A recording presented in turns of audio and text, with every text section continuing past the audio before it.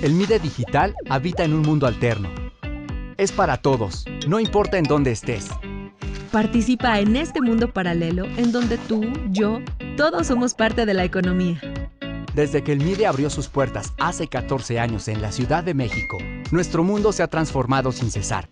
Justo por eso, nace un museo que pueda ser visitado por cualquiera, a cualquier hora, sin importar en dónde te encuentres. Aquí encontrarás siempre información interesante del momento. Juegos, exhibiciones digitales interactivas, quizzes, chatbots y mucho más. Experiencias únicas pensadas para ti. Así nace MIDE Digital, un museo virtual que existe en un espacio diferente con experiencias especialmente diseñadas para esta plataforma. Interactúa, juega, disfruta y comparte con nosotros. MIDE Digital se suma a nuestra pasión por la comunicación y la educación desde una perspectiva contemporánea que aporta a una sociedad hiperconectada y en constante cambio. Esperamos que MIDE Digital te guste y sea un espacio significativo para pensar y aprender. En un mundo en donde, a pesar del distanciamiento físico, pero nunca social, podemos estar comunicados y compartir usando la tecnología. Hoy presentamos un MIDE para todos. Descubre cómo se mueve tu mundo. Te aseguramos, tu tiempo lo vale.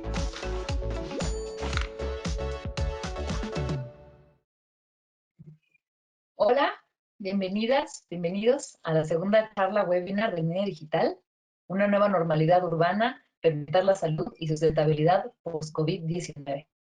Mi nombre es Elis Monroy García, actualmente trabajo en la Universidad del Medio Ambiente como directora del área de proyectos socioambientales y voy a ser quien modere esta charla el día de hoy.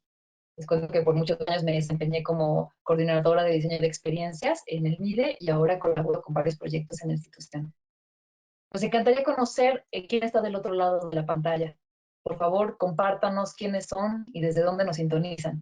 De entrada, les agradecemos por estar aquí acompañándonos en esta gran ocasión. El objetivo de estas charlas es conversar con personas expertas sobre los acontecimientos derivados de la emergencia global por el COVID-19 para detonar diálogos que integren la economía, las finanzas y la sustentabilidad. Y me voy a tomar la libertad de acentuar la importancia de que llevemos nuestras reflexiones de la pandemia también a un nivel personal, pues entre los datos de repente parece que nos olvidamos que son personas las que se están enfermando, las que lamentablemente están perdiendo la vida, las que se quedan sin trabajo, y es un gran momento para que hagamos a un lado el miedo y acudamos a la solidaridad y a la empatía. Bueno, pues estas charlas también son un pretexto para que hagamos comunidad y compartamos nuestras ideas respecto a lo que está pasando y a cómo lo estamos enfrentando.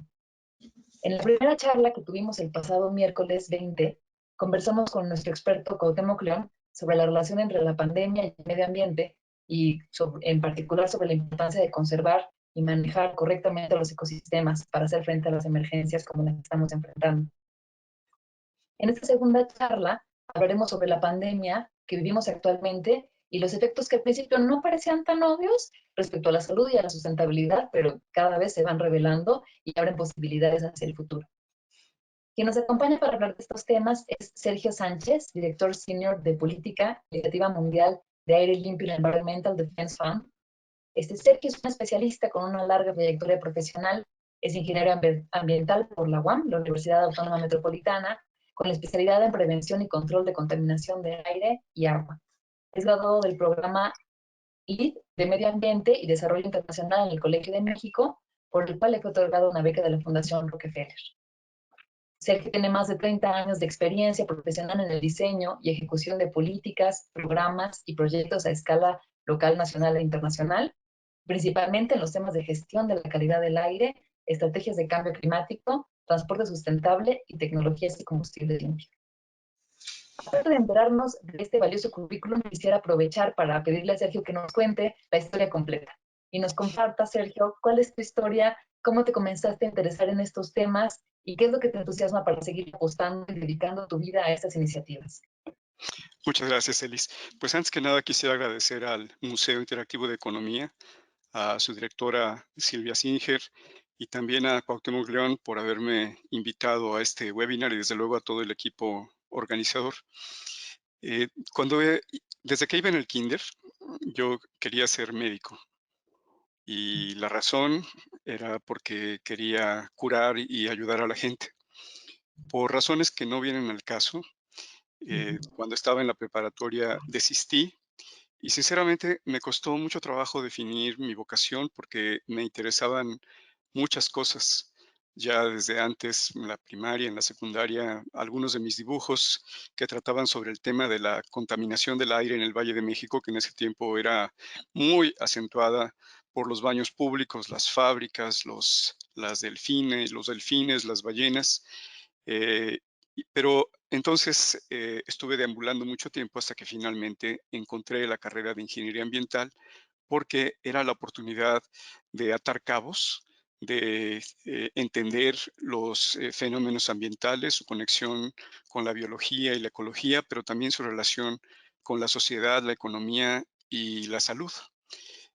Ahora más que nunca nos damos cuenta de esa relación. En ese momento, obviamente, yo no podía verlo en su justa dimensión, pero entonces a lo largo de mi carrera me he dedicado a trabajar a nivel local primero en temas de contaminación del aire, pero otros de la gestión ambiental urbana.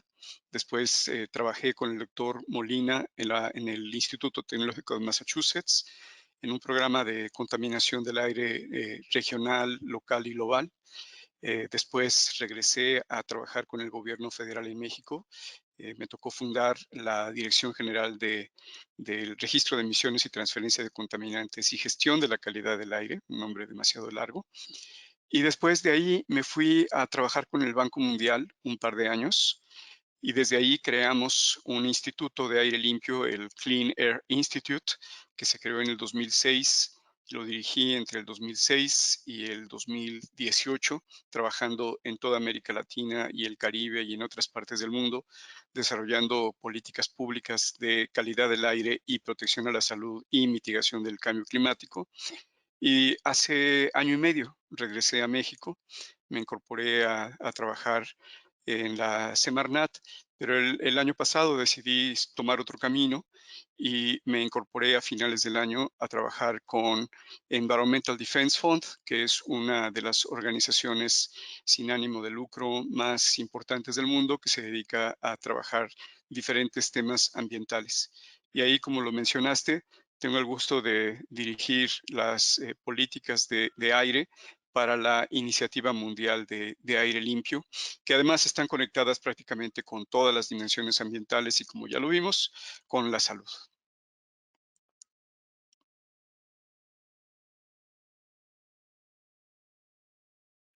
Perdón.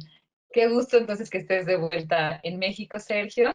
Y quisiera preguntarte, ¿qué es lo que te inspira o te entusiasma para seguir con ese tipo de iniciativas en cuanto al aire y las ciudades?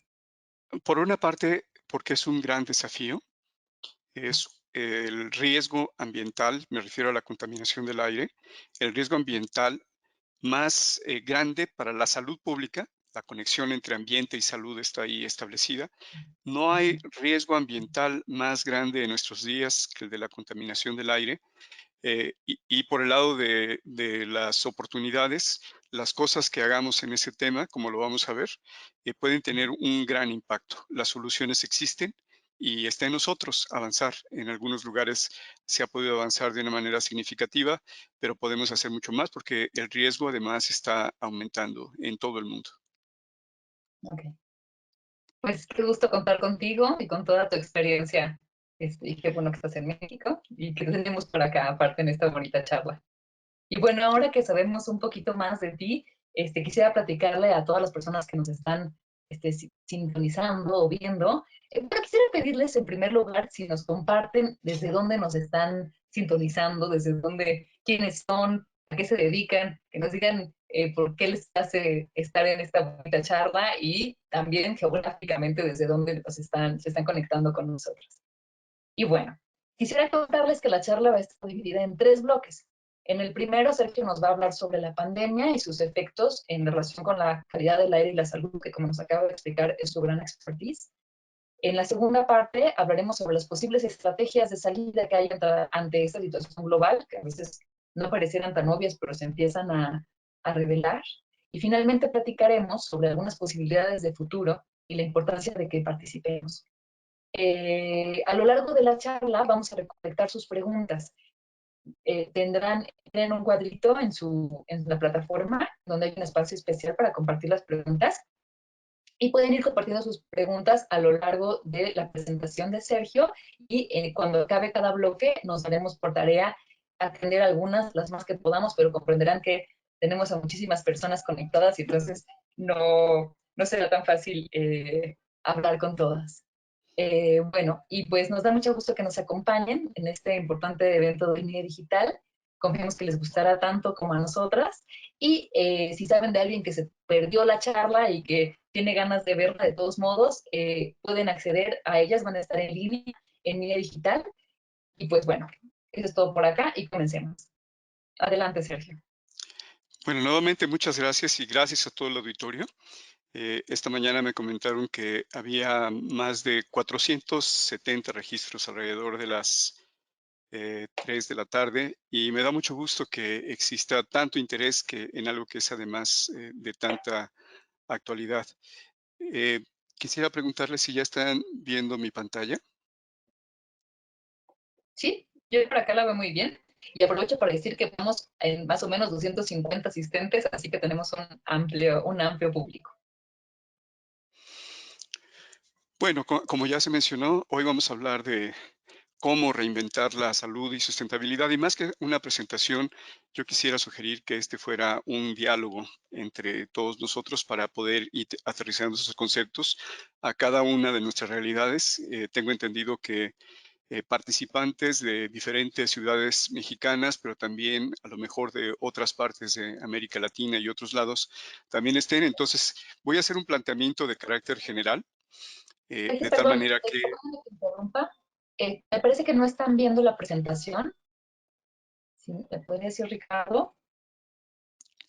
¿Listo? No, Ricardo, estoy atenta. Ahora sí. Listo. Listo. Bueno, entonces, antes que nada quisiera destacar algunos mensajes clave que voy a ir abordando a lo largo de la presentación. Primero, que esta crisis nos ha impuesto una dramática pausa que ha traído, entre otras cosas, un soplo temporal de aire limpio en algunas ciudades, en otras no, pero que de una u otra forma ha trastocado nuestra forma de vida, tanto en lo personal, familiar, en el trabajo, en lo comunitario, como ciudades y como países.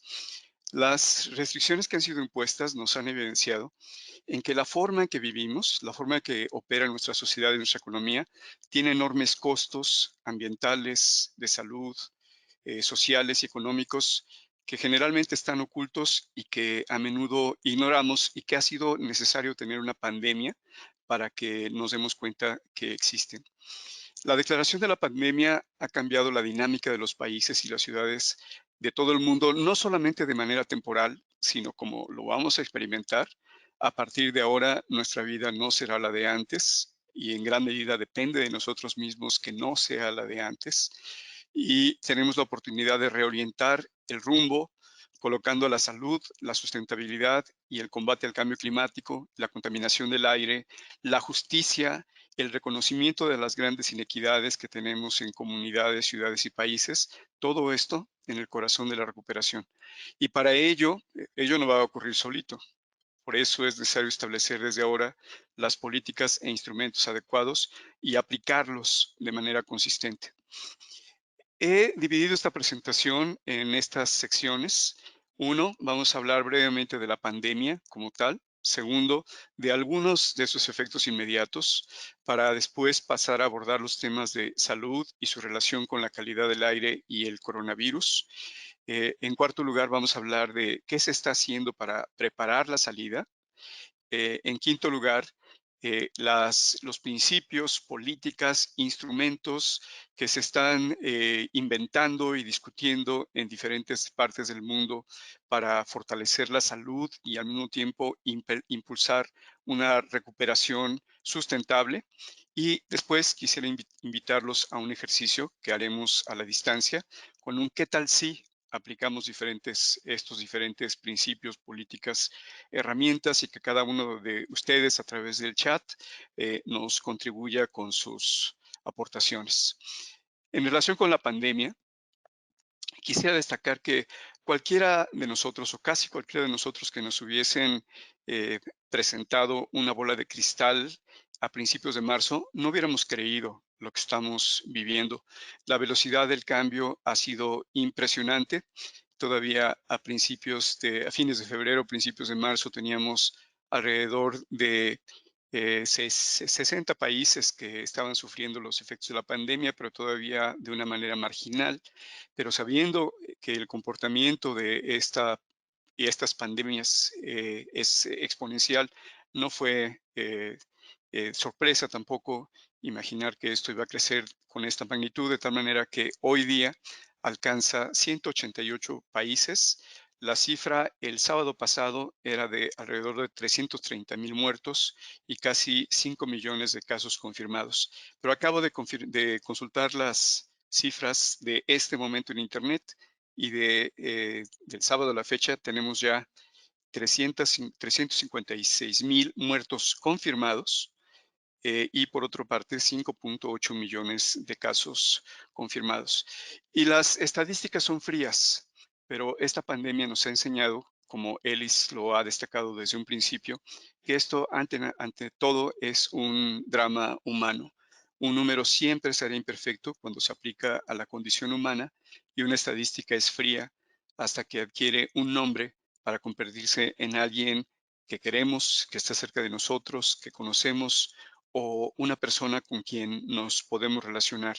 Y quise colocar aquí la portada del New York Times porque nos da precisamente esa sensación de identificación con cada una de estas víctimas de la pandemia y cada una de ellas es una pérdida incalculable.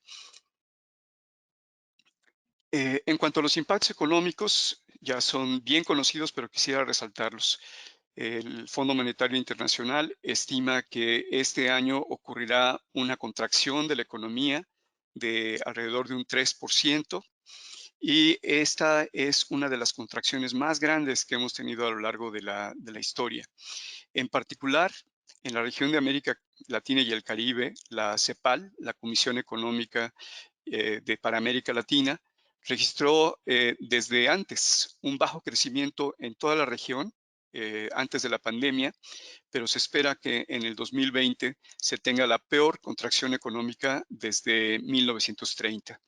Desde la Gran Depresión, las estimaciones todavía de hace un mes y un mes y medio hablaban de una contracción de alrededor de un 6%, pero es probable que esta contracción sea todavía mayor y estamos esperando las cifras más recientes.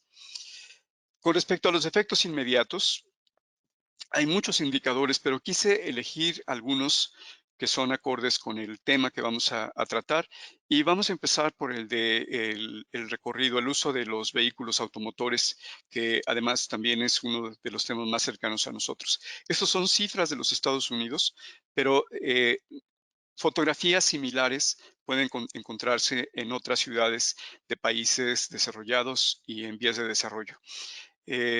Aquí tenemos el comportamiento de los kilómetros o millas, distancias recorridas en vehículos automotores, los vehículos que utilizan combustibles fósiles de todo tipo, y vemos la caída tan dramática que a partir de principios de año tuvimos y que habla de esta gran contracción de la actividad personal, familiar, urbana y nacional, que se refleja en esta disminución dramática del uso de los vehículos automotores.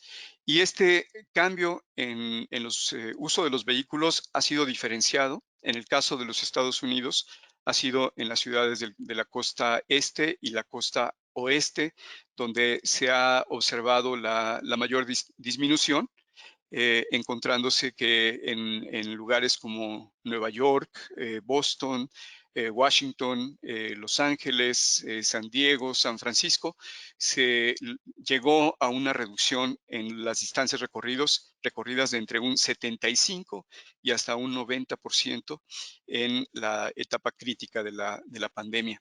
Decía, con respecto a la Ciudad de México, ciudades como Lima, Santiago, Río de Janeiro, São Paulo, La disminución fue ciertamente menor, pero no tanto.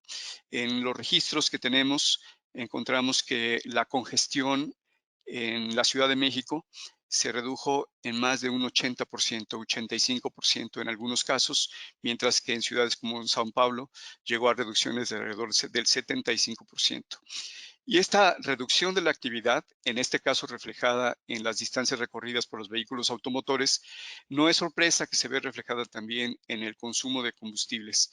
En la gráfica de la izquierda tenemos el cambio proyectado en la demanda de energía primaria de combustibles en el año 2020 con respecto al año 2019 y que vemos que en todos los casos, en carbón, gas, petróleo, energía nuclear, se ha dado una disminución muy significativa en la demanda de los combustibles y en el único que no ha bajado y que incluso se ha incrementado con respecto al año 2019 es en el caso de los renovables. ¿Por qué? Porque están disponibles, porque están las instalaciones disponibles en los lugares en donde ya esta energía existe. Pero en términos del reflejo de esta disminución de la actividad y de esta reducción concomitante en el consumo de combustibles, las emisiones de dióxido de carbono relacionadas con la energía se han caído también de una manera significativa. En la gráfica de arriba están las emisiones en gigatoneladas de CO2. Se nota el impacto que ha tenido la crisis hasta ahora. Estas gráficas deben ser de hace no más de un mes de la Agencia Internacional de la Energía. Y abajo está la relación o la comparación con otras crisis, como por ejemplo el shock del petróleo o la crisis del petróleo que tuvimos a fines de la década de los 70, principios de los 80, antes la crisis del 2008, si nos vamos a periodos anteriores a la Segunda Guerra Mundial, a la Gran Depresión y otros fenómenos anteriores. Y podemos ver que en términos del consumo de combustibles y en términos de reducción de emisiones de CO2, ha sido el impacto más significativo. Pasando a la relación con salud, calidad del aire y coronavirus, quisiera mostrar estos mapas que son bien conocidos porque le dieron la vuelta en el mundo, donde se muestra con toda claridad cómo esta reducción de actividad, consumo de energía, reducción de emisiones se ve reflejado en los niveles de contaminación en algunas ciudades. Quiero aclarar porque en otras el efecto no fue tan notorio. Pero es el caso de China, de la provincia de la ciudad de Wuhan y las provincias de los alrededores, la ciudad de Beijing, donde se nota el dramático impacto que tuvo esta reducción tan drástica de las actividades derivadas de las medidas de restricción, de cuarentena asociadas con la crisis.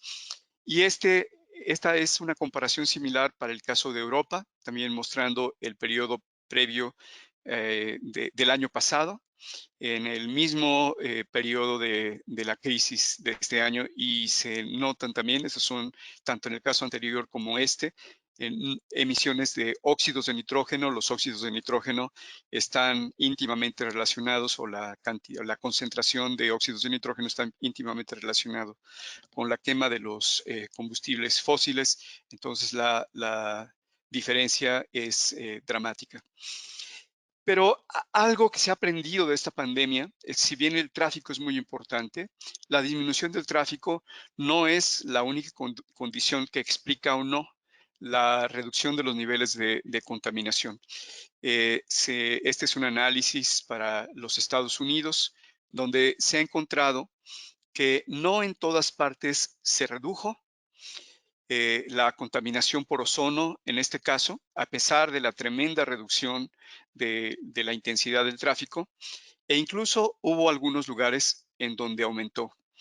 Algunas de las explicaciones que se han dado hasta ahora, en este caso de los Estados Unidos, es que además del transporte hay otras actividades, obviamente, como la generación de electricidad, cierta producción de productos manufacturados, entre otros, que pudieron haber tenido un impacto al no lograrse o no hacerse una reducción significativa de estas actividades, en que estas emisiones se mantuvieran.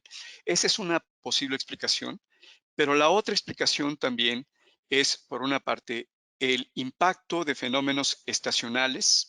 Esta es una época en la que en el hemisferio norte tenemos situaciones de sequía, mayores temperaturas, que por sus características propician una mayor generación de contaminantes, por ejemplo, fenómenos de erosión, aunque también hay fenómenos como incendios que pueden propiciar que estos niveles de contaminación aumenten, además de que los mayores niveles de radiación solar y mayor temperatura propician una mayor formación de ozono. Y fenómenos similares fueron los que se observaron en el caso de Ciudad de México, varias ciudades del Bajío, entre otros, y son fenómenos que han llamado mucho la atención, que han permitido identificar el impacto diferenciado de diferentes fuentes, pero también de estos factores estacionales. Y hay una más que tiene que ver con el impacto del clima. Está demostrado que la temperatura en promedio en los últimos años se ha venido incrementando, y esa elevación de la temperatura de las ciudades, de las regiones y del planeta también propician una mayor concentración de los contaminantes en la atmósfera y la formación de contaminantes de tipo secundario o fotoquímicos. Esta reducción temporal de la contaminación, que despertó tantas aspiraciones, ha quedado rápidamente demostrado que si no hacemos algo, podemos llegar a situaciones similares o peores a las que tuvimos en el pasado. Por eso decía en un principio que el futuro que nos espera va a depender en gran medida de las decisiones que como sociedad podamos tomar. Y este es el caso de China, donde a unas semanas de haberse levantado las restricciones de la cuarentena, los niveles de contaminación volvieron a aumentar, incluso a concentraciones mayores que las que existían antes de la pandemia. ¿Por qué? Entre otras cosas, porque los países, y es natural, quieren recuperarse de las consecuencias que ha tenido la pandemia en todos los órdenes, social y económico principalmente. Pero como en este caso, de no hacerlo de manera adecuada, el hecho de reactivar la economía sin tomar las precauciones debidas puede tener consecuencias desastrosas. Un poco de elementos de contaminación, simplemente para ilustrar algunos puntos que voy a dar a continuación. La primera es que la contaminación del aire no se trata solamente del amor a la naturaleza o que la atmósfera sea cristalina, no, se trata de que la contaminación del aire debilita nuestra salud, pero no solamente la salud pública, sino también la salud ambiental, social y económica de nuestros pueblos. ¿Por qué? Porque el transporte, la industria, los servicios, la generación de electricidad, las quemas agrícolas, incendios forestales y otras fuentes y actividades emiten contaminantes a la atmósfera. Estos contaminantes ya en la atmósfera y sujetos a la acción de los fenómenos meteorológicos se ven reflejados en concentraciones de partículas respirables, que son las que más afectan en términos de la mortalidad de las personas, pero también de concentraciones de ozono, óxidos de nitrógeno, compuestos orgánicos volátiles, óxidos de azufre y otros contaminantes. Y estos contaminantes ya en la atmósfera, cuando nos exponemos a ellos, nos determinan un mayor riesgo y severidad de la ocurrencia de diferentes padecimientos como neumonía, enfermedad pulmonar obstructiva crónica, cáncer de pulmón, enfermedades cardiovasculares, asma, bajo peso al nacer, incluso Alzheimer, y particularmente las personas que están expuestas a las emisiones de vehículos a diésel sobre vías transitadas, entre otros padecimientos. Pero no solamente es que nos enfermemos, no solamente es que aumente la mortalidad, como vamos a ver más adelante, sino que todo esto se ve reflejado en altos costos sociales y económicos, reflejados en un aumento del ausentismo laboral y escolar, en la pérdida de productividad, como está ocurriendo ahora con el caso del coronavirus, lo pongo solamente como comparación, pero cuando se incrementan, como ocurre, estas enfermedades, aumenta también la demanda de los servicios de emergencia, se incrementan los gastos médicos y hospitalarios, hay años de vida perdidos. No solamente estamos hablando de productividad, sino también de una vida miserable para las personas que tienen este tipo de padecimientos, entre otros, que finalmente tienen severos impactos y entre otros, debido a esta predisposición, debido a la disminución de nuestro sistema inmune, nos hace más susceptibles a enfermedades como el COVID-19, como vamos a ver a continuación. ¿Por qué reforzar el combate a la contaminación del aire? Primero, porque las soluciones están disponibles, porque es indispensable para proteger la salud pública y el ambiente, porque el escalamiento mundial de las soluciones traerá masivos beneficios ambientales, sociales y económicos. Y algunas cifras: más de 3.400 millones de personas en el mundo estamos expuestas a niveles de contaminación del aire que incumplen los lineamientos de la Organización Mundial de la Salud, y entre esos se encuentran tú y tú y tú y tu familia y la gente que más quieres y la gente que te rodea. La pandemia de la contaminación del aire cobra 5 millones de vidas al año. Recuerden la cifra de la que hablamos en un principio. En este momento debemos tener alrededor de 356,000 muertes muy lamentables por la pandemia del coronavirus, pero cada año en el mundo tenemos 5 millones de vidas que se pierden por la contaminación del aire, y de las cuales generalmente no se habla tanto, aunque algunas veces hay titulares, porque son de alguna manera demanda de servicios y costos que se entienden como asimilados en lo normal, pero no hay nada normal en ello. La empobrecida calidad del aire en el mundo causa el 29% de las muertes de cáncer pulmonar, el 24% de los infartos y el 25% de las enfermedades cardíacas. Y aquí van algunas cifras que son impactantes. El costo anual a la economía global es de 5.7 billones de dólares en costos de bienestar y 225 mil millones de dólares en ingresos perdidos.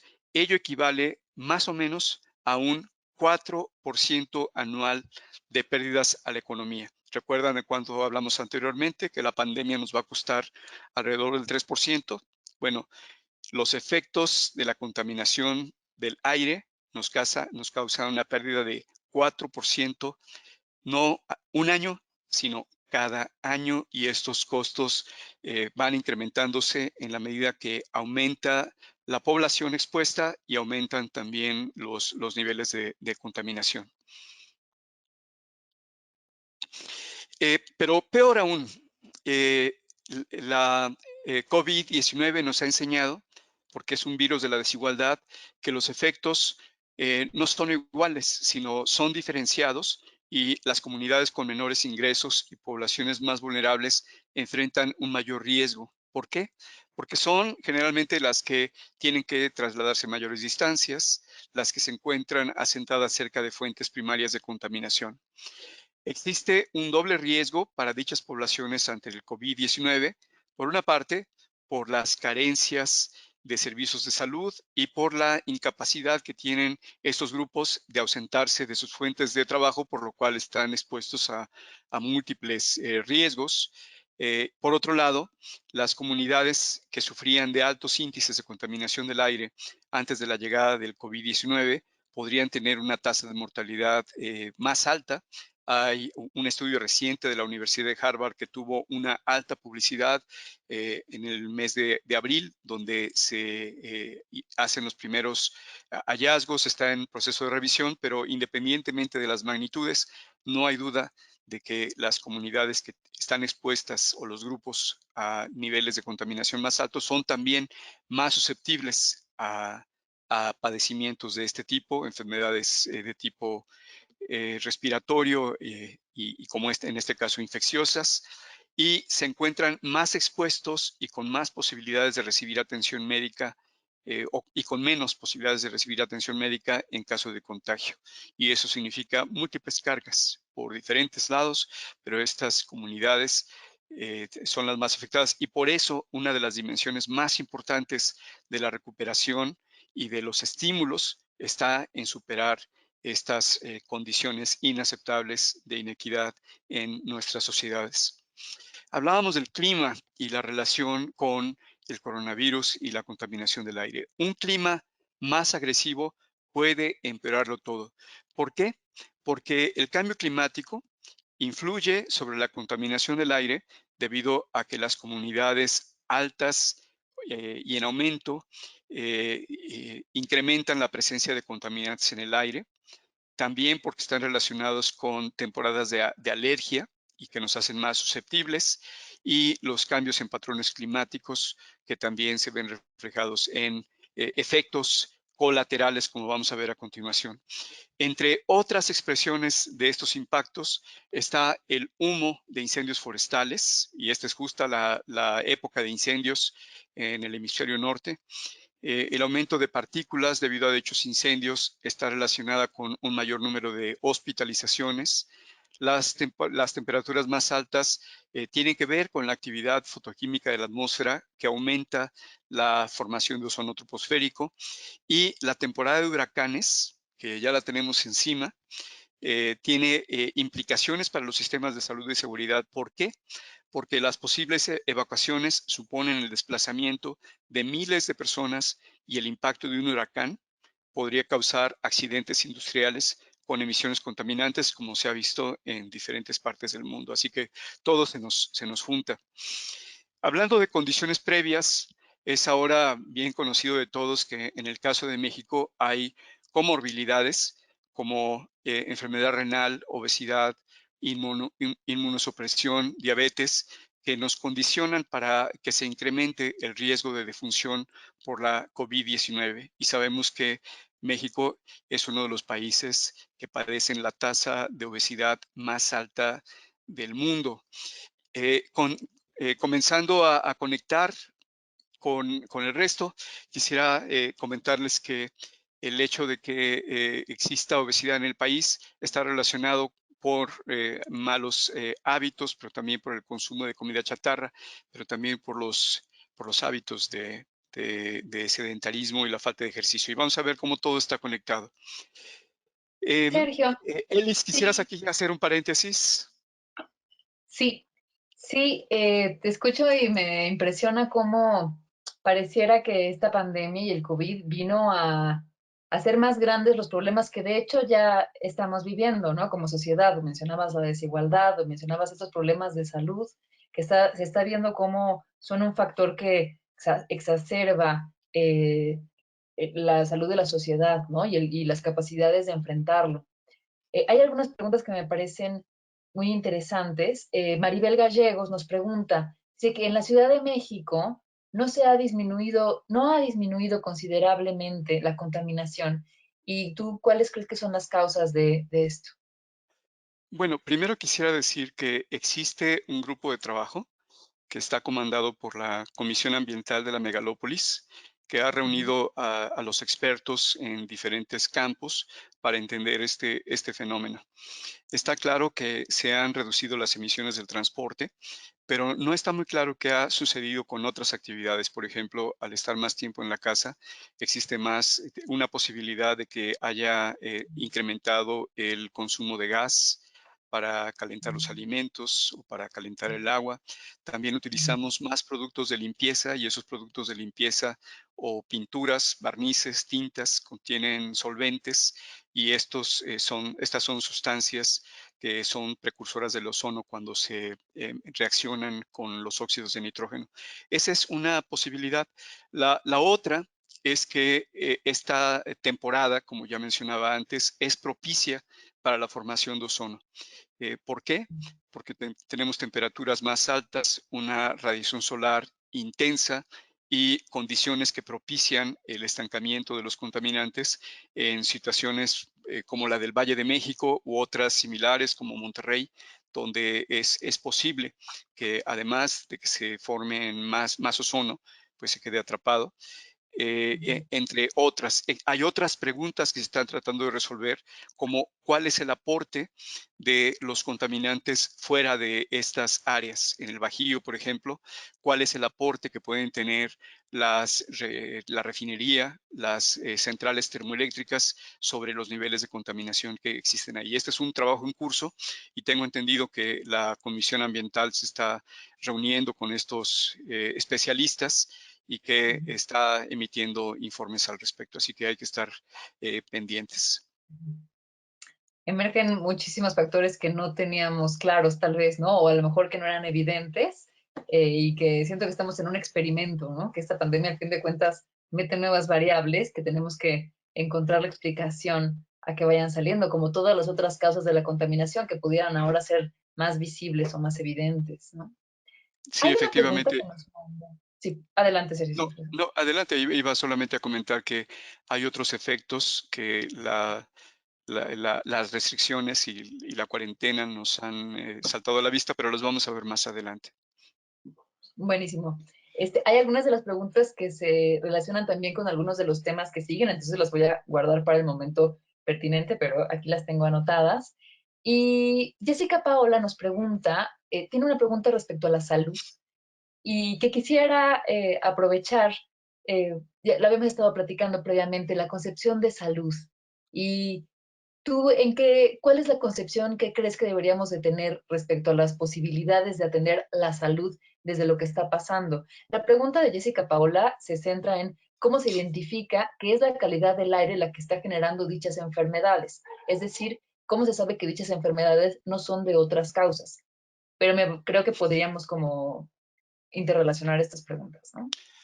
Vamos por partes. Primero, la salud pública es una ciencia y un arte. Es una ciencia y un arte que tiene que ver tanto con la atención de la enfermedad como con la prevención de la enfermedad y la promoción de la salud. De tal manera que en sus diferentes dimensiones, para poder tener un abordaje integral de la salud pública, necesitamos tomar en cuenta sus diferentes determinantes y los determinantes ambientales son uno de esos determinantes, pero son de una alta importancia. Entonces, es fundamental y sobre todo en este momento de construcción y fortalecimiento de los sistemas o los nuevos sistemas de salud que habrán de emerger de la crisis, tener esa concepción integral de la salud pública y sus diferentes dimensiones y determinantes. Desde luego que el trabajo heroico que se ha hecho en estos tiempos del personal médico que ha atendido la pandemia es inconmensurable. Pero lo es igualmente importante el trabajo que tenemos que hacer todos desde la perspectiva de la prevención y desde la perspectiva de la promoción de la salud. Y con respecto a cómo se sabe, en realidad estamos hablando de factores de riesgo. Hay diferentes determinantes y esos determinantes implican diferentes riesgos. Y esos riesgos tienen que ver, por una parte, la definición del riesgo es la severidad de un efecto por la probabilidad de que ocurra. Y esa severidad y probabilidad son temas que se han venido estudiando desde hace muchos años. Existe un acervo enorme de información que nos permite entender, saber y poder atribuir cuáles son los efectos que determinados, en este caso, niveles de contaminación, niveles de exposición a ciertas sustancias pueden tener en relación con la generación de ciertos impactos, como la exposición a determinados niveles de contaminación y de diferentes contaminantes dan como resultado diferentes efectos en términos de las enfermedades respiratorias, cardiovasculares, cáncer, asma y otras que ya mencionamos. Existen metodologías y esas metodologías se utilizan ampliamente para poder asignar a estos riesgos esta importancia. Y por eso es que resalté desde un principio que la contaminación del aire es el mayor riesgo ambiental a la salud pública en nuestros días, que no quiere decir que sea la única causa. Hay otras, pero se van sumando esas causas y esto es lo que nos determina el efecto final. Muy bien, bueno, pues tenemos una audiencia muy participativa y me da mucho gusto, que aparte tenemos A mí gente también. de varios estados de la República, de Aguascalientes, de Guanajuato. Muchos saludos para allá, qué gusto que nos acompañan. Y bueno, continuemos con el siguiente bloque y ahora seguimos leyendo las preguntas de nuestro público. Vamos a hablar ahora de cómo diferentes países y ciudades están preparándose para la salida de la crisis, si bien es que todavía estamos todos observando cuál es su desarrollo. Primero, quisiera contarles acerca de este trabajo. Es un trabajo coordinado que diferentes organizaciones de la sociedad civil han venido realizando en el Reino Unido, pero también en otras partes del mundo, que destaca también la importancia de la sociedad civil organizada, basada en evidencia, para apoyar, ayudar e impulsar en el gobierno una toma de decisiones sensible. Este es un extracto de una carta que enviamos al Parlamento del Reino Unido, Greenpeace, mi organización, Environmental Defense Fund y otros, para recomendar una serie de acciones con respecto a cómo salir de la pandemia y qué criterios debemos seguir. Y se los leo. Un extracto dice: sería completamente absurdo si después de los esfuerzos y sacrificios sin precedente realizados para salvar miles de vidas de la COVID-19, permitimos que miles de vidas más sean acortadas por los devastadores impactos de la contaminación tóxica. Una declaración impactante, pero que además hace eco de la preocupación de los ciudadanos, científicos y diferentes sectores, no solamente en Europa, sino de diferentes partes del mundo. Y les decía que quería conectar, por ejemplo, el tema de los condicionantes, de los efectos que ha tenido la pandemia con el tema de contaminación del aire, pero también del cambio climático y de otros factores urbanos como la movilidad. Esta es una gráfica muy ilustrativa que en estas dos curvas nos dice una gran historia. Esta es la relación de los niveles de población contra obesidad y los efectos de caminar, usar la bicicleta y modos de transporte público. Y podemos ver que países como Estados Unidos particularmente, donde existe un mayor porcentaje de población que padece obesidad, es también donde se tiene una baja proporción de gente que camina o anda en bicicleta o usa el transporte público. Y así vamos viendo, conforme desciende la curva, pareciese haber una relación no necesariamente proporcional, pero sí donde se nota que en la medida que la gente es más activa, también disminuyen los niveles de obesidad. Esto significa, por una parte, que los medios de transporte sostenible, activos, propician, por una parte, una menor generación de contaminación del aire, una menor emisión de gases de efecto invernadero, también tiene un impacto menor en la obesidad y por lo tanto también nos podrían hacer menos proclives a sufrir los impactos de enfermedades como el coronavirus. Y esto habla de ese carácter integral de la concepción de la salud. Y no solamente la salud y su relación con el medio ambiente local, regional y global, y hasta con la economía. Sergio, Resultado de... Sí, nada más adelante, si por me favor. permites interrumpirte, había una pregunta que nos mandaba Samantha Estrada que decía que qué podemos hacer desde lo individual para disminuir la contaminación o para enfrentar el problema. Quisiera yo llevar la pregunta para más allá, pero me parece que acabas de dar una respuesta súper interesante, pues al cuidar nuestra salud, esta gráfica nos indica que no solo nos mejoramos individualmente, sino que hay un impacto y casi inmediato en la salud de la sociedad, en el gasto público que se hace atender la salud. Efectivamente, hay decisiones individuales, pero es necesario también decir que necesitan también combinarse con decisiones públicas como las que voy a mencionar a continuación.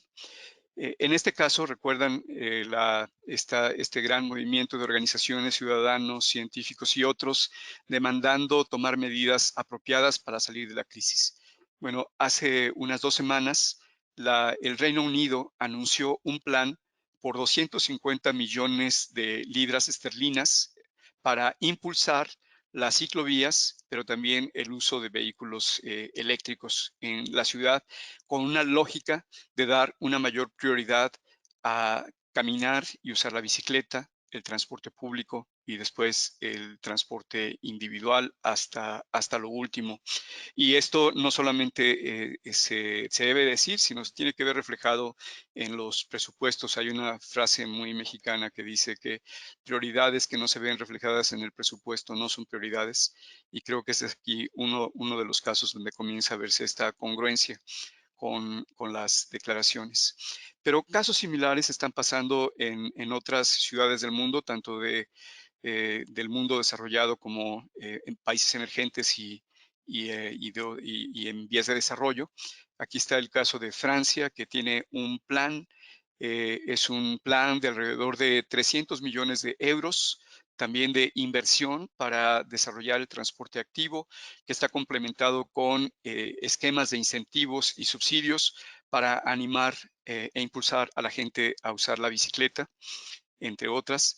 El caso que está en la derecha es el de las ciclovías temporales que llegaron para quedarse. En Bogotá existe una red de aproximadamente unas 530 kilómetros de ciclovías. Se crearon algunas decenas de miles de kilómetros más, perdón, decenas de kilómetros más, y esos se van a quedar después de la cuarentena y se va a impulsar que siga incrementándose la red de ciclovías.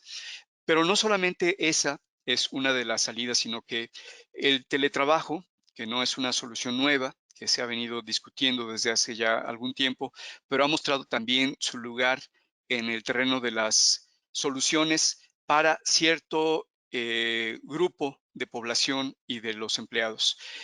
También noticia de amplia difusión fue hace una semana el anuncio que hicieron Twitter, Facebook y las grandes compañías tecnológicas del mundo, que anunciaron que muchas de ellas ya no van a regresar a sus espacios tradicionales o que van a ir reduciendo sus espacios de oficinas hasta reducirlos a su mínima expresión en un plazo relativamente corto, habiendo encontrado cuáles son los beneficios tanto para las empresas como para los trabajadores y los mecanismos para hacerlo en términos no solamente de contaminación o gases de efecto invernadero, pero también de productividad y en algunos casos de bienestar de los trabajadores. Hace un par de años en Forbes, en México, la Coparmex publicó los resultados de un estudio señalando que el home office o el trabajo en casa aumenta 28% la productividad de las empresas, y recientemente Maite Ramos, que era la presidenta de la Comisión de Movilidad de Coparmex, estuvo también haciendo una gran movilización en redes para concientizar acerca de la importancia de poder aprovechar esta alternativa, sobre todo en el caso de estos grandes hubs de negocios que se encuentran en zonas tan apartadas y que hacen que sus empleados destinen hasta 5 horas o más en trasladarse. Pero ya es una realidad en algunos lugares. En una de mis vidas anteriores me tocó colaborar al diseño de la implementación de los planes de movilidad empresarial sostenible en Medellín, en Colombia, y estos planes ya desde el año pasado son una realidad. Las empresas de más de 200 trabajadores están obligadas a preparar sus planes de movilidad, y en esos planes de movilidad sostenible pueden proponer acciones como teletrabajo, semanas reducidas o dosificación de horarios escalonados, entre otros. Y así que ya existen en el mundo e incluso en América Latina ejemplos que nos permiten ver que esta es una, no estoy diciendo que sea de ninguna manera la solución, pero sí una de las dimensiones que junto con el trabajo activo pueden utilizarse para seguir manejando la actividad del transporte, y en la medida de reducir esa actividad o hacerla de una manera óptima, se pueden reducir emisiones y también lograr los otros beneficios ambientales, sociales y económicos que ya mencioné. Quisiera ahora pasar al terreno de lo inexplorado. Realmente nos encontramos todos inventándonos en nuestras diferentes dimensiones, y la salud y la sustentabilidad son uno de ellos. Hace unos días leía una historia de un alpinista que decía que el problema no es llegar al pico de la montaña, como nos está pasando ahora, sino saber cómo bajarlo y llegar bien después de esa bajada. Así que, y además, no solamente se trata de bajar, sino que existen muchas rutas y tenemos que saber cuáles son esas diferentes rutas, y a partir de ese entendimiento llegar a los consensos básicos en la sociedad que nos hagan poder tomar por las rutas más deseables y más adecuadas, como ciudades, como países, como comunidades, como comunidad global. Em, en diferentes declaraciones que se han estado publicando recientemente, desde la OCDE, la Organización para la Cooperación y el Desarrollo Económico, los multilaterales como el Banco Mundial y el Fondo Monetario Internacional, el C40, el grupo de ciudades que abarca a las más grandes del mundo, incluso declaraciones independientes como una muy sonada que se publicó ayer de profesionales de la salud de todo el mundo. Surgen varios principios y sobresimplificando esos principios, pero algunos de los puntos principales son los siguientes. Primero, los planes de recuperación de la pandemia COVID-19 deben tener como objetivo una recuperación verde. Es decir, ya llegamos aquí, pues ahora nos tenemos que recuperar bien, de una manera sustentable, orientada a construir sociedades y economías que sean saludables, sustentables, equitativas y resilientes. Las medidas de estímulo económico y las respuestas políticas deben alinearse con las políticas de aire limpio, el clima, la biodiversidad y los objetivos más amplios de la protección ambiental y de la salud, desde luego. Los gobiernos y organismos internacionales deben orientar las enormes inversiones y estímulos que establezcan para lograr este fin en sectores clave como protección de la salud, transporte, energía, agricultura. Vamos a caer muy bajo, como ya vimos. Vamos a tener la peor depresión económica de nuestra historia. Sí, pero entonces, para levantarnos, tenemos que hacerlo bien y hacerlo de tal manera que efectivamente resultemos no solamente fortalecidos, sino favorecidos en términos de logro de otros objetivos sociales y económicos tan importantes como estos. La protección y la promoción de la salud deben estar en el núcleo de todas las acciones para la recuperación y la construcción de una nueva realidad. Ahí la dejo en principios, pero ahora, ¿cuáles son algunas de las recomendaciones concretas?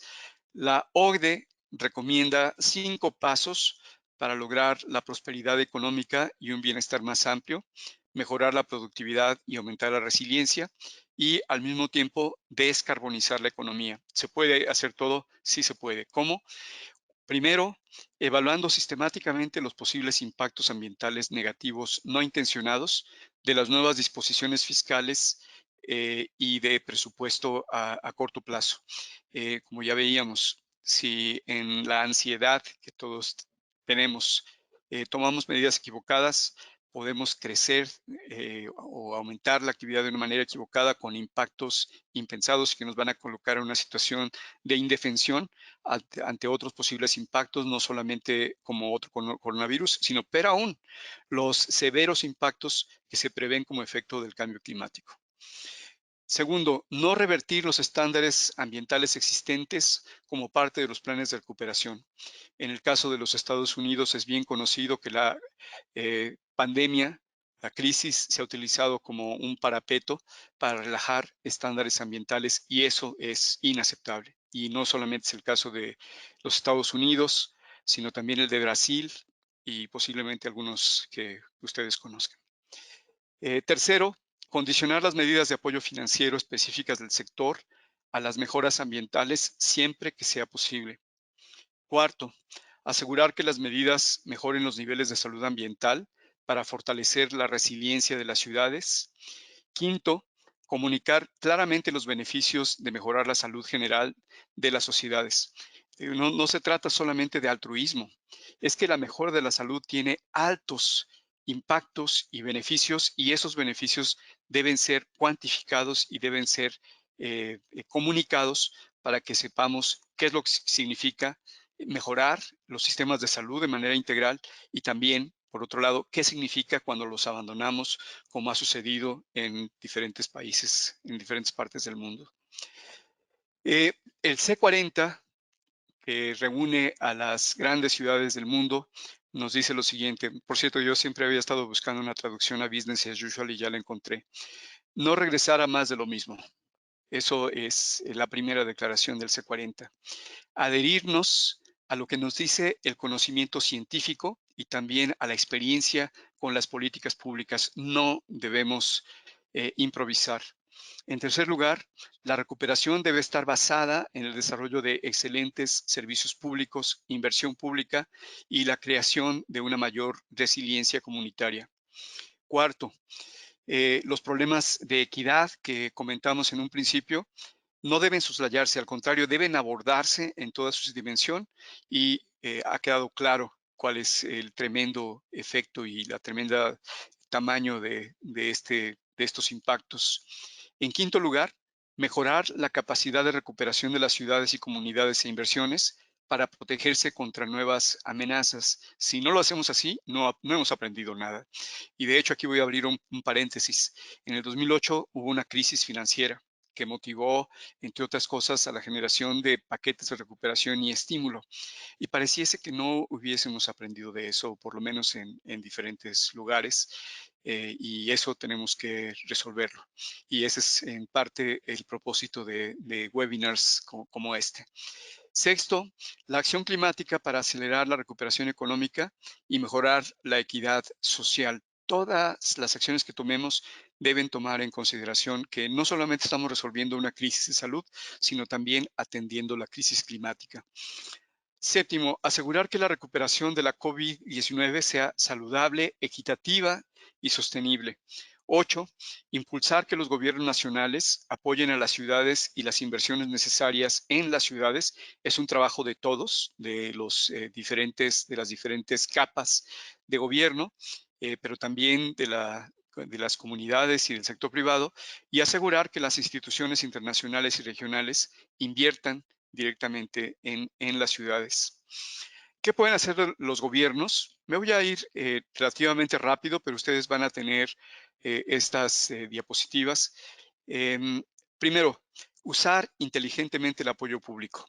Si algunas empresas, como ha ocurrido en algunos países, reciben algún tipo de apoyo, mandatarles compromisos adicionales de reducción de emisiones, tanto de gases de efecto invernadero como de contaminantes que hacen daño a la salud. Eliminar subsidios al petróleo.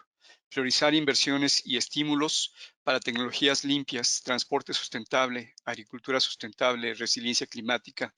Utilizar recursos para avanzar en la transición energética de bajo carbono. Impulsar el crecimiento y el empleo durante la recuperación. ¿Qué más pueden hacer? Promover las finanzas verdes, enfatizar el uso de bonos verdes y otras formas de financiamiento sustentable y movilizar finanzas privadas a la inversión verde. Una acción importante es requerir a las instituciones financieras que revelen, que calculen, que estimen los riesgos climáticos en sus portafolios, porque la mayoría de ellos no los conocen. Y la verdad es que hasta ahora, a pesar de la severidad de los efectos climáticos, esto es nada comparado con lo que nos espera en el futuro y por eso es necesario que estén preparados, y también hay que mejorar la asignación de precios al riesgo climático. Poner el precio correcto al carbono. El precio del carbono puede ser además una fuente de ingresos para financiar la recuperación y también para evitar ocurrencias de proyectos inadecuados de infraestructura que atrapen a los países en inversiones que tengan altas emisiones de carbono en el futuro.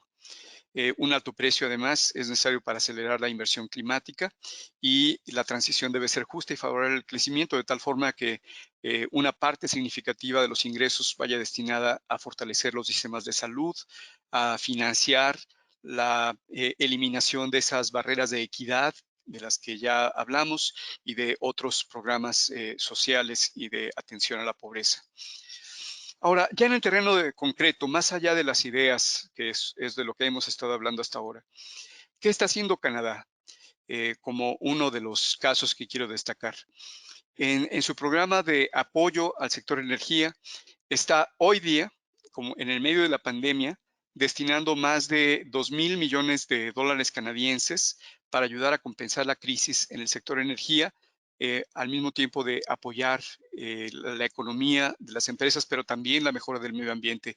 Y entre otras cosas, ese dinero se está destinando para limpiar pozos que si no se limpian son foco de contaminación y además con ello se están creando empleos. Existe por otro lado el Fondo de Reducción de Emisiones por 750 millones de dólares canadienses que están destinados a reducir emisiones de gases de efecto invernadero con énfasis en el metano, que es uno de los gases de efecto invernadero más potentes, y se estima que este fondo creará alrededor de 10,000 nuevos empleos para esto, para reducir gases de efecto invernadero y para reducir el metano. La noticia del día, me da mucho gusto podérselas compartir, es que hoy, 27 de mayo del 2020, Ursula von der Leyen, que es la presidenta de la Unión Europea, anunció el presupuesto que materializa el plan del Pacto Verde para la Unión Europea. Y este plan que se anunció el año pasado ha sufrido un ajuste por la crisis del coronavirus y Úrsula nos dice, el plan de recuperación que hemos anunciado convierte el inmenso desafío que enfrentamos en una oportunidad, no solo al apoyar la recuperación, sino también al invertir en nuestro futuro. El Acuerdo Verde Europeo y la digitalización impulsarán el empleo y el crecimiento, la resiliencia de nuestras sociedades y la salud de nuestro medio ambiente. Hoy, 27 de mayo del 2020, se vuelve un día histórico en este tema. Aquí están algunos elementos. Al final les voy a incluir la referencia, que es muy reciente, acaba de salir, de este programa para reparar y preparar para la siguiente generación. Ese es su nombre. E incluye diferentes dimensiones. Me voy a concentrar en el lado izquierdo, en el recuadro del lado izquierdo, en el fondo de la próxima generación, de 750 mil millones de euros. Y este fondo de la nueva generación está destinado a inversión en una Europa verde, digital y resiliente. Tiene 3 dimensiones. 1, apoyar a los Estados miembros para recuperarse en diferentes aspectos, en un fondo de resiliencia, en un fondo de asistencia para la cohesión de los territorios europeos, etcétera. Pero también en el recuadro de color amarillo del centro, un arranque rápido de la economía y ayudar a la inversión privada con instrumentos de apoyo a la solvencia, un fondo de inversión estratégica y un programa de inversión para el fortalecimiento de la inversión. Y este fondo en particular está destinado a apoyar a sectores claves y tecnologías, a invertir en cadenas de valor, en el apoyo a la solvencia para compañías viables y entre otros de los sectores o los sectores más importantes se encuentran el de el apoyo al desarrollo de tecnología, desde la tecnología 5G hasta inteligencia artificial, particularmente hidrógeno limpio y la energía renovable para sostener el apoyo europeo y también grandes inversiones para acelerar la electrificación del transporte. en Europa y en otras partes del mundo. La tercera dimensión es el aprendizaje de las lecciones de la crisis. Me parece que es de vital importancia destacar esta dimensión donde debemos destinar recursos para aprender de las lecciones de la crisis, y en el contexto europeo eso está destinado a programas para una nueva salud y otros programas de reforzamiento de las políticas de investigación, innovación y acción externa. Bueno, eso en cuanto a los gobiernos, pero ¿y los negocios, me dirán ustedes? Bueno, también la semana pasada, este es un recorte de Bloomberg Green, donde se reporta que las grandes compañías del mundo que tienen inversiones por alrededor de 2 billones de dólares, están llamando para una recuperación económica y están impulsando para que los gobiernos hagan también sus propios gastos en paquetes de recuperación y complementar esos recursos con las inversiones privadas. Bueno, hasta aquí esta visión panorámica de futuro, pero también de realidad inmediata, cosas que ya están ocurriendo, cosas que tendrán que materializarse en el futuro, principios que deberán tomarse. Los detalles a lo mejor son demasiado generales, pero a mí me parece que los principios son fundamentales, y estos principios que tienen que ver con aprovechar la crisis para convertirla en una oportunidad, que esa oportunidad esté destinada no solamente para salir del hoyo, sino para ayudarnos a impulsar cambios en la dirección correcta en términos de salud ambiental y social, términos de ver al futuro, vernos como sociedades en nuestras diferentes dimensiones, de no hay ninguna intención de ninguna manera de comparar a los países emergentes o en desarrollo con los países desarrollados, no, pero sí el hecho de poder tener esta visión de futuro que nos permita poder visualizar y preguntarnos, discutir y llegar a consensos de hacia dónde debemos avanzar como sociedades. Y finalmente, ya para terminar esta sesión, los invito a que hagamos una reflexión colectiva. ¿Qué tal si? Y en ese qué tal si está implícita una invitación a imaginarnos de qué podemos hacer, pero también de aterrizar en cómo podemos hacerlo. Y no solamente es una reflexión en este momento como sociedad, sino que cada uno de nosotros en nuestras ciudades, en nuestras instituciones, en nuestras comunidades, estamos dispuestos a hacer para impulsar los cambios que, como estamos viendo, este no es un cambio cualquiera. Esta es una crisis que nos ha puesto en entredicho como sociedad, como economía, y que nos presenta esta encrucijada donde no sabemos a dónde vamos a llegar, pero sí tenemos claro una visión de futuro. Podemos optar por mirar al pasado o por atrevernos a mirar a un futuro diferente, haciendo el mejor uso de los recursos que tenemos a nuestra disposición. Así que, Elis, te lo dejo entonces en tus manos. Muchísimas gracias. Pues definitivamente es impresionante cómo esto también implica una posibilidad, ¿no? Situación tan fuerte por la que estamos atravesando tiene muchas miras y abre muchas puertas hacia el futuro. Y hay una pregunta que quisiera compartirte, Sergio, que nos manda Jaime Eduardo García. A quien le mandamos un cariñoso saludo. Y él nos pregunta, ¿cuál es la visión que se debe tener con respecto a las energías renovables, la contaminación atmosférica y la pandemia? A mí me gustaría, Sergio, que si nos pudieras responder esta pregunta, haciendo referencia a la visión también de la sociedad. ¿Me explico? Hemos hablado de los gobiernos, hemos hablado un poco de las empresas, pero ¿cuál crees que sería una visión unificadora que nos ayudaría a abrir un nuevo futuro a partir de las energías renovables, la contaminación atmosférica y la pandemia? Tenemos una crisis, iba a decir en puerta, pero en realidad es una crisis en curso, que es la crisis climática. Eso nos obliga a transitar hacia sociedades no solamente de bajo carbono, sino de carbono cero. la Unión Europea se ha convertido a través de este plan, de este pacto y esta recuperación, a ser una economía de cero carbono para el año 2050. A diferentes ritmos, pero lo tenemos que alcanzar. Eso como un objetivo, como la gran bandera o una de las grandes banderas que nos unen a todos. Para poder llegar a esta sociedad de bajo carbono, necesitamos descarbonizar a la economía, descarbonizar el transporte, la industria, los servicios, la generación de electricidad. Eh, para poder llegar a esa sociedad de cero o de bajas emisiones de carbono, tenemos que utilizar energías renovables.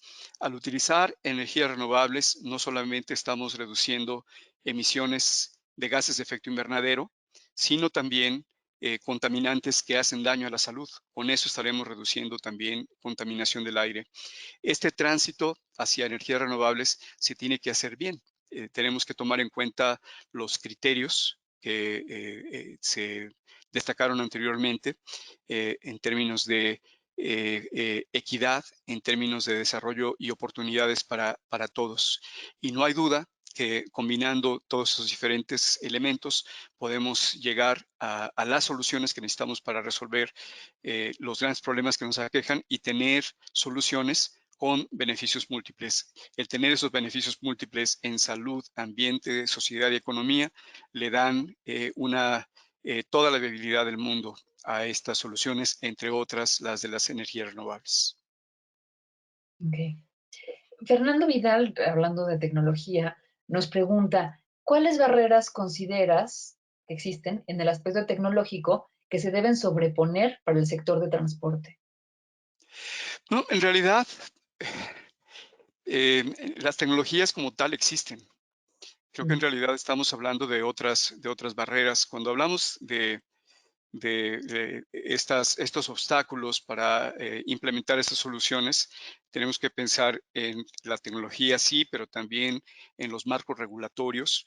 En México, como Fernando bien sabe, y yo lo conozco muy bien, pero él mismo está trabajando en impulsando mejoras regulatorias porque en el caso de México, las normas están sumamente rezagadas. Las normas que tienen que ver con eficiencia vehicular, necesitamos tener una norma de eficiencia vehicular ya. Necesitamos también tener normas de emisiones vehiculares que incentiven la entrada de vehículos más limpios, de ultra bajas emisiones y emisiones cero al país.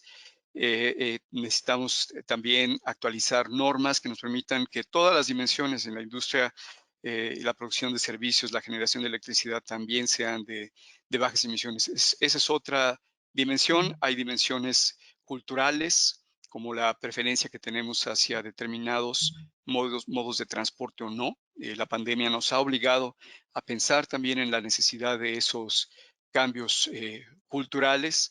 Hay también barreras económicas en las que se tiene que trabajar y por eso es que una de las palabras clave en esta parte de reinventar el futuro tiene que ver con esos incentivos y desincentivos que no necesariamente son financieros o fiscales. Hay diferentes formas de hacerlo, pero necesitamos incentivar ese gran cambio cultural y de comportamientos que nos haga transitar más rápido hacia estas transformaciones.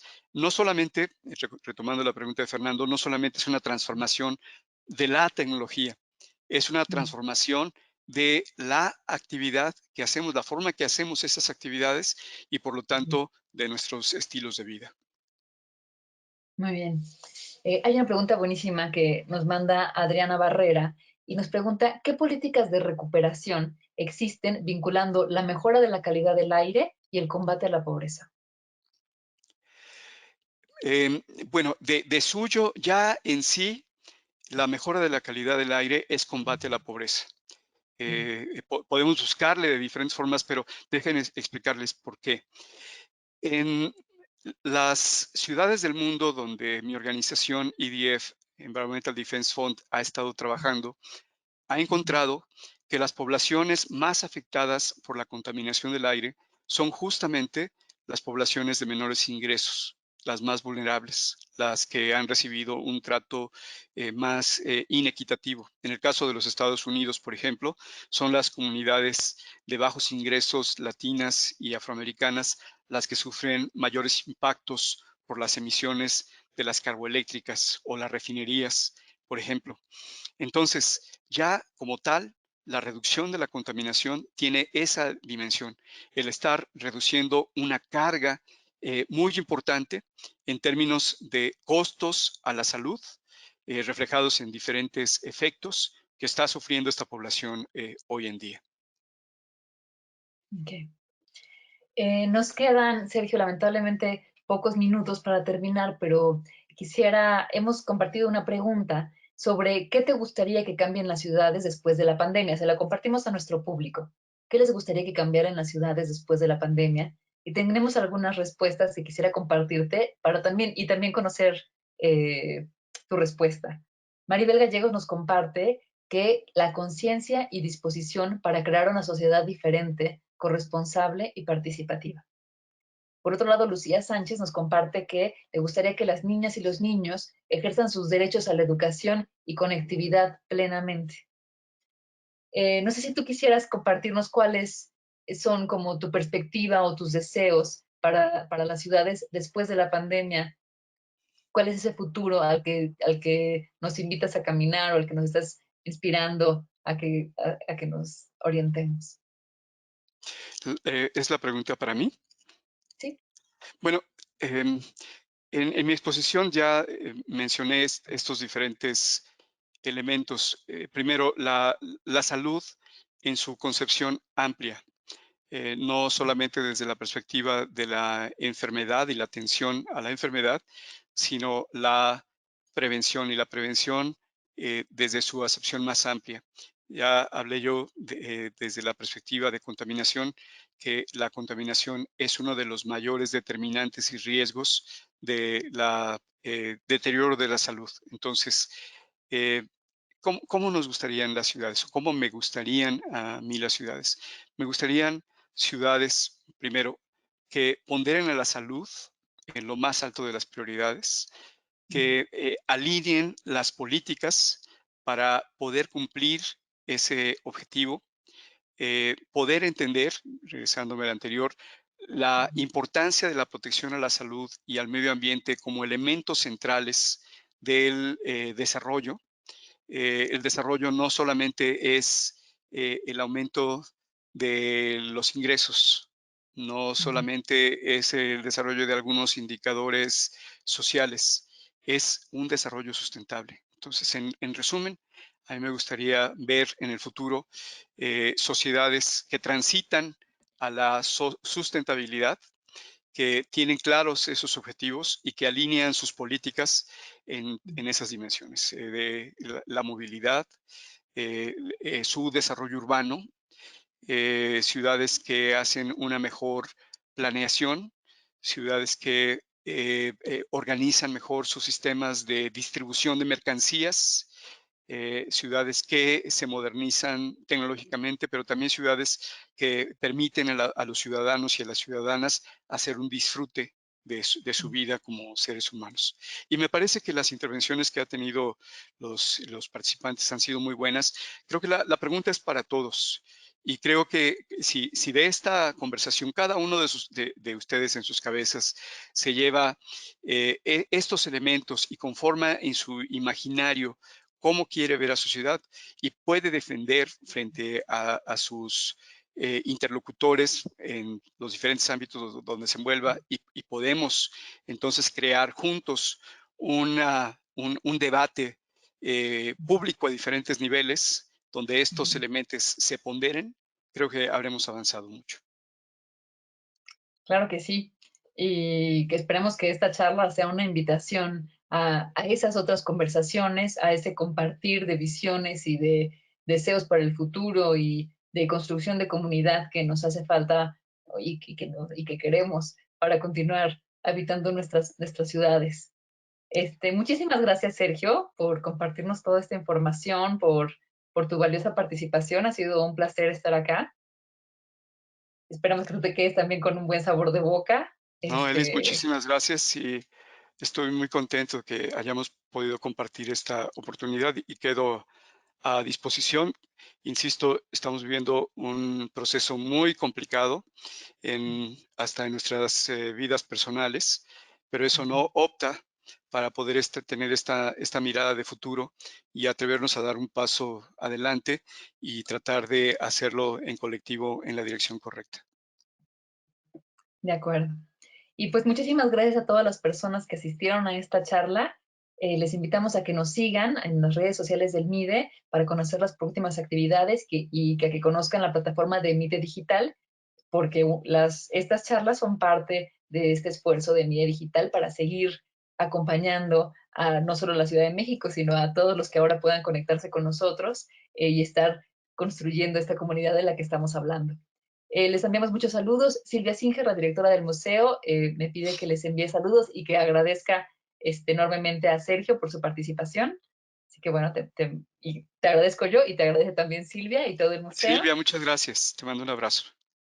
Muy bien. Y bueno, por último y para cerrar, quisiera invitarles, les va a llegar pronto una encuesta respecto a esta charla y a partir de esta encuesta nosotros podremos conocer cuáles son los temas de los cuales les gustaría seguir informándose y seguir platicando y con base en esto sacaremos nuestra segunda tanda de charlas y estaremos felices de verles por acá.